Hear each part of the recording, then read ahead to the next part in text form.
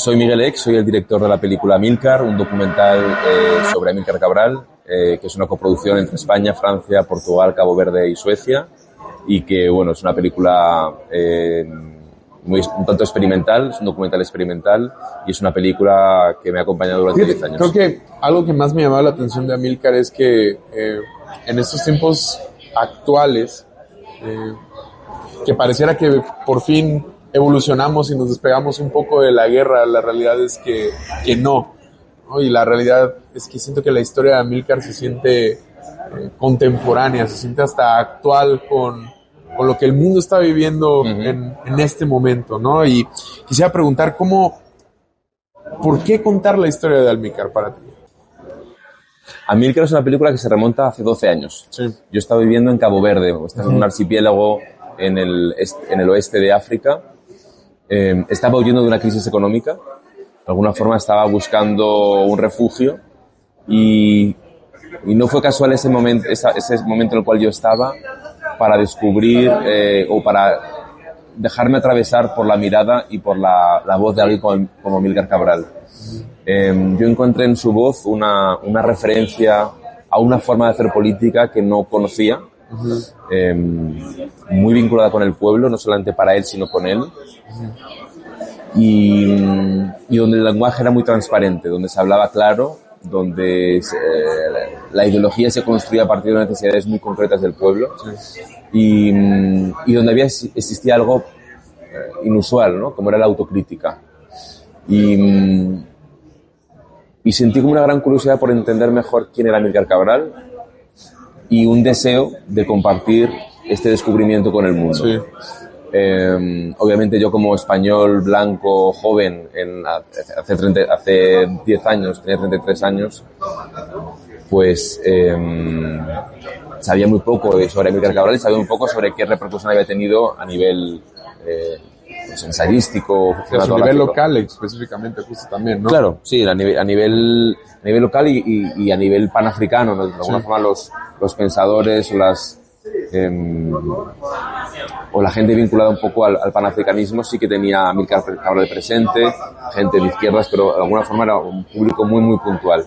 Entonces un poco el deseo nace de allí, de querer compartir y de querer entender. Y de esa curiosidad empiezan pues un proceso de 3 años de hacer entrevistas. Sí. Empecé de una forma muy, pues como tú, con una cámara, un micrófono, a conversar con gente que había convivido con Amílcar Cabral, desde su hija, su esposa, compañeros de lucha, historiadores, políticos, y me fui creando como una especie de archivo, ¿no? de conversaciones sobre quién era Amílcar Cabral, y de alguna forma faltaba quizá una aproximación más cinematográfica, ¿no? Sí, claro. Por eso de ahí la película hace un cambio cuando encuentro las correspondencias íntimas de Amílcar Cabral con sus 2 esposas, y la película se convierte en un experimento, ¿no? Un experimento que es una tentativa de mirar desde los ojos de Amílcar Cabral, aprovechando sus textos íntimos, esas cartas, también su poesía y también algunos textos políticos, ¿no? Y un poco de ahí nace la película. Sí, es que creo que Amílcar, por lo que puedo percibir en la película y lo que estuve leyendo un poco, era mucho más que un activista político, ¿no? Era un poeta, era un pensador, o sea, le importaba su pueblo, ¿no? No era una lucha individual para él, era una lucha para su misma gente, de la misma forma. Y creo que la manera en la que se cuenta esta historia es un tanto compleja, tú lo acabas de decir, es experimental, ¿no? Creo que se sale un poco de este canon en el que los documentales suelen hacerse. ¿Cómo creas tú cómo montas la historia? ¿Cómo montas las cartas? Porque el hilo conductor que lleva el documental creo que para mí es claro cómo lo vas llevando, pero ¿cómo llegas a ese punto, no? Porque construirlo a base de archivo, no entrevistaste a Amílcar como tal, construirlo a base de archivo, a base de estos inserts a lo largo de la película, ¿cómo construyes como tal tú la película? ¿Cómo termina siendo lo que pudimos ver ya actualmente? Bueno, termina como resultado de un trabajo de ensayo-error. Como te digo, empiezo la película planteándomela desde un punto de vista más documental académico de vamos a hablar de Amílcar Cabral y vamos a oír a personas que nos hablan y nos reconstruyen su vida.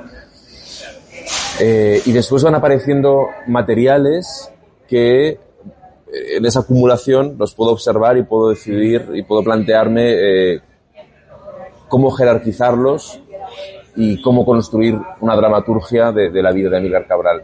Sí. En principio la cronología para mí era como el camino, ¿no? El plantear a Amílcar desde la toma de conciencia de lo que era vivir bajo el yugo de un estado colonial, como era el Estado Nuevo Portugués en la colonia donde él vivía, en Cabo Verde, y cómo a partir de aquí, en un lugar desértico como Cabo Verde, tomar la conciencia de que la agronomía puede ser un gesto político, estudiar agronomía en Lisboa, encontrar otros africanos de otras colonias lusófonas como Angola, Mozambique o Sao Tomé, que piensan juntos un poco esa misma idea de hay que volver a nuestras tierras y revertir esta situación.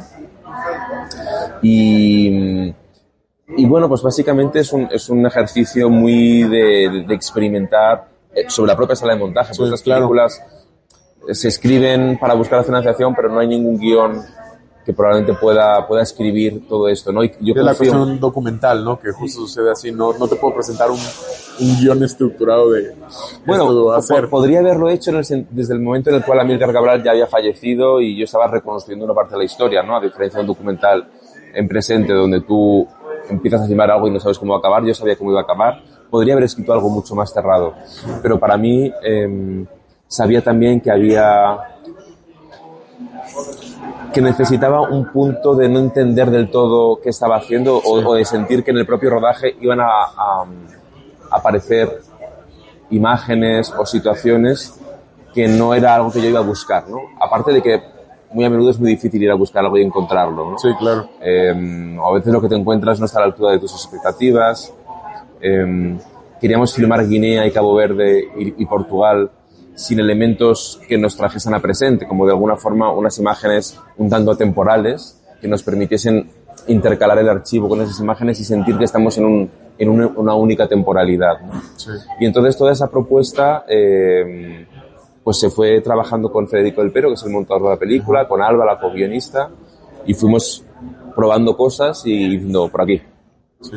Perfecto, y creo que lo más llamativo de estos encuentros como el Festival Internacional de Cine de Guadalajara es que muchos de las personas de aquí de la ciudad, como es mi caso, tenemos acceso a estas películas que no sabemos si veríamos de alguna otra forma o si llegaría a nosotros y se siente como encuentros de una sola vez, ¿no? Y ¿qué significa para ti que Amílcar hoy esté en el Festival Internacional de Cine en Guadalajara después de una travesía de tantos años de intentar que dé la luz y hoy estar aquí? Es muy, muy bonito lo que dices, porque esa idea como encuentros una única vez, por desgracia, el documental tiene un espacio cada vez más limitado. Sí. Y sobre todo este tipo de documental pues más experimental, más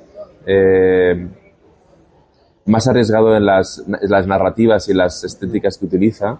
Es difícil encontrarlo en plataformas. Las televisiones cada vez compran menos este tipo de películas y por tanto los festivales son un reducto, son lugares de resistencia donde ese tipo de cine existe en las condiciones en las que fue pensado, que era una sala de cine, sí, en unas condiciones visuales y acústicas que invitan al espectador a dejarse llevar. Sí.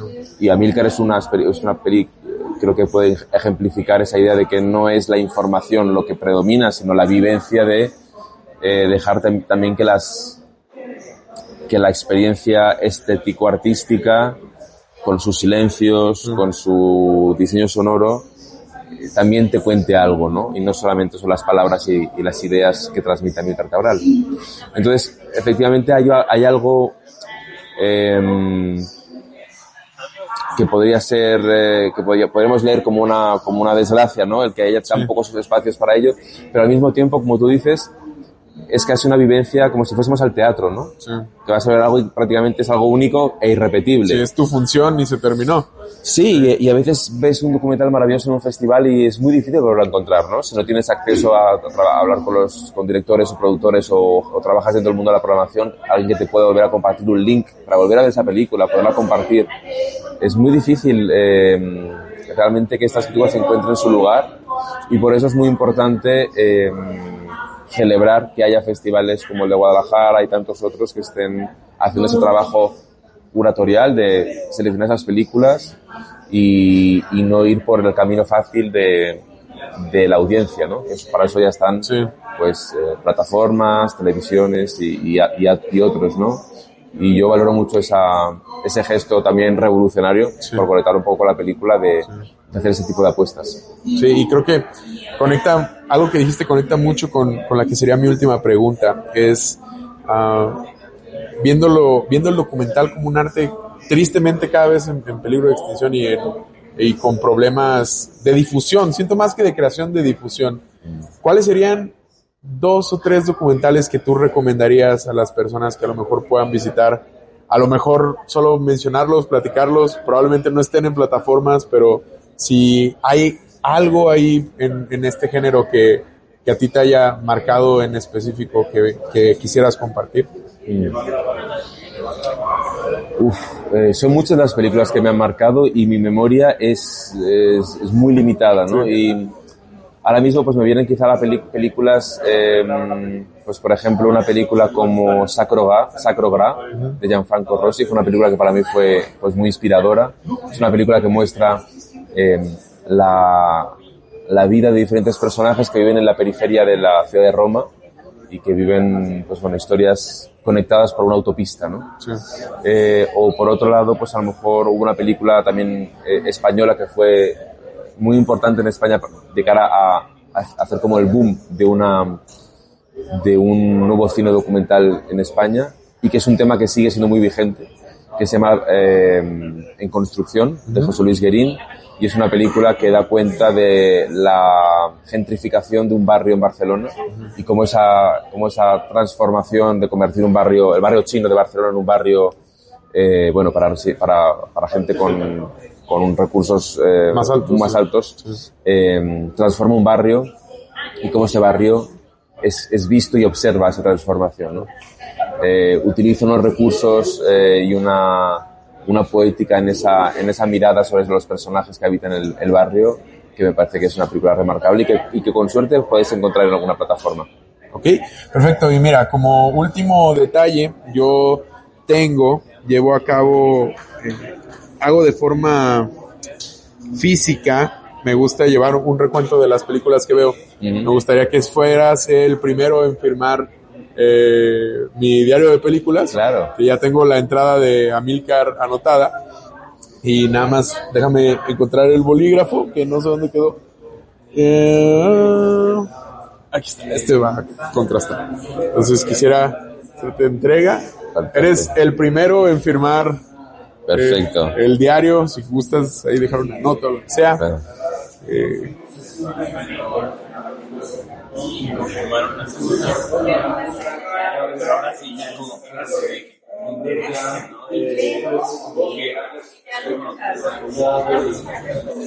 Ahí tienes. Perfecto.